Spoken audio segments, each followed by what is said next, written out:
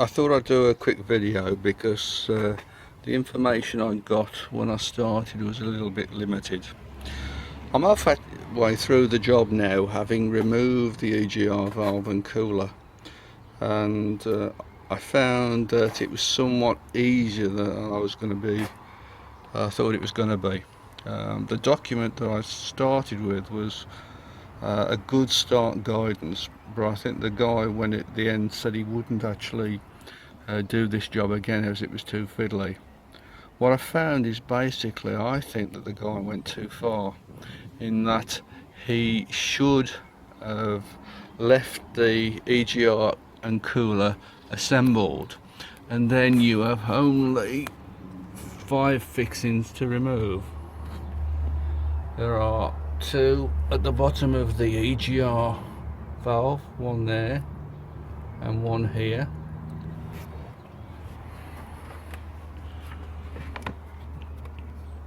2 on the end of the flexi, there and there, and the most difficult one is the fixing at that holds the cooler into the block.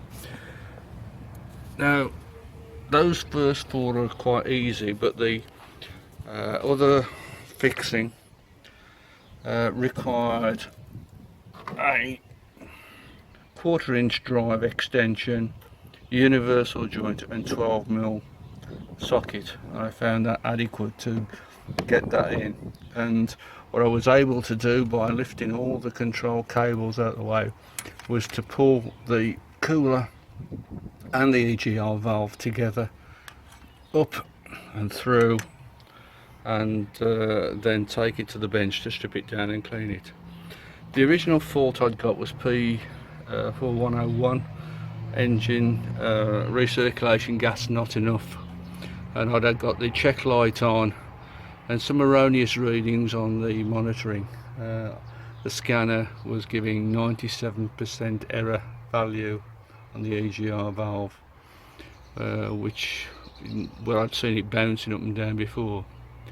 And that was explained when I actually removed the EGR valve and found it sticking.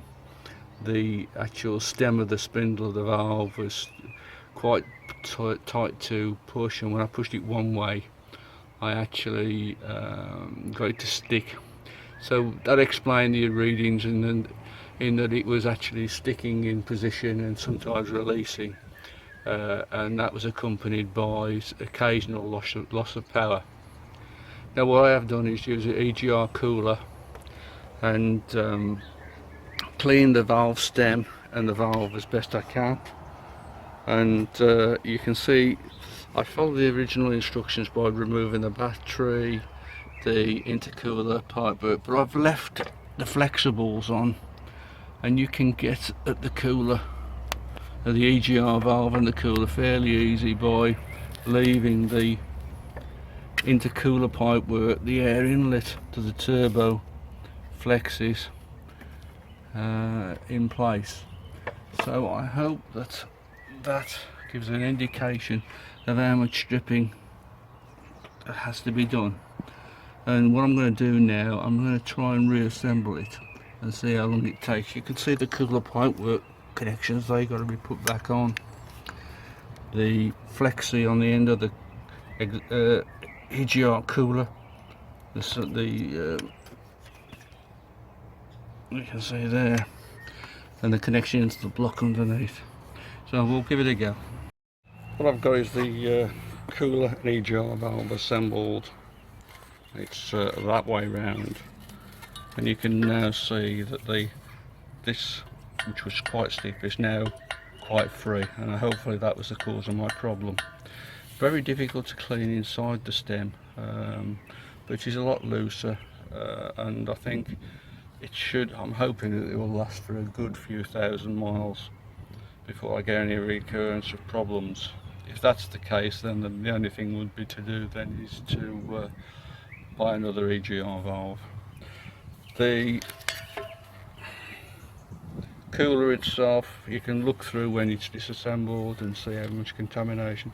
This car's done 50,000 miles. It's the 2 litre CRDI Sportage, and the air passage through the cooler, EGR cooler, looks fairly decent, so I'm leaving that.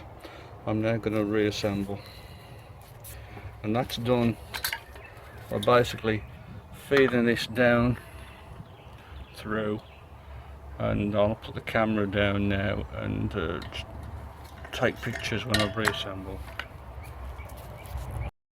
Just tightening up the inner of the 2 bolts that hold the cooler to the EGR.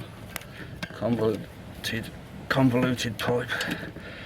The outer one is easy to get to. This is just a little bit awkward. Okay, so that's secure.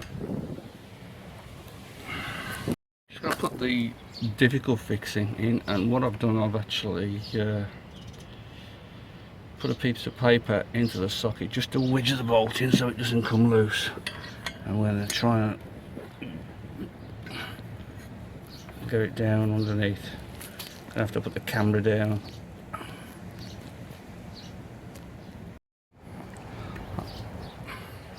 I'm amazed actually.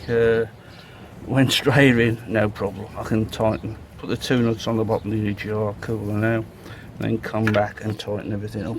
Just pull the socket off nicely. Okay, the 2 hose clips are on, and now we can put the rail mounting fixing. 3 10mm fixings on it now into the block. 1, 2, I think there's one at the back there. We'll do that now. I'm now tightening up the 4 pins that hold the solenoid to the top of the EGR valve. Notice I'm using a ball-ended socket. It makes it, a ball-ended Allen key. Makes it somewhat easier. Okay. I've just put the intercooler pipe in. 2 fixings, one here and one down here. I'm just going to put the 2 clips on. So a final check, we're all back together now. Air and lit ducting, batteries in and connected, my auxiliary cable to the caravan power supply, all the connectors for the injectors and valves on the head. Everything's secure. Clips on the vent pipe, plugs, everything. Let's see how we go.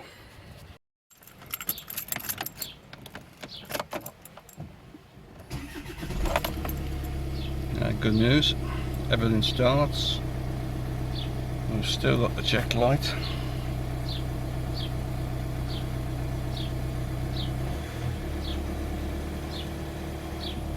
Okay, we'll plug in. I'll just turn the scanner on. We'll have a look at it.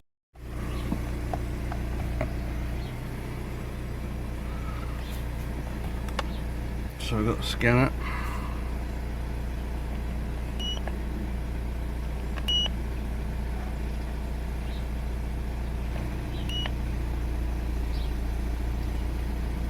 Code's found.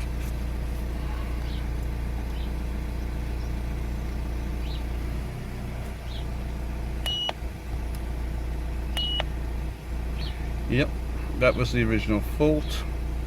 We'll clear the fault now. So we'll escape on the tool. Escape again. Erase the code. Yeah.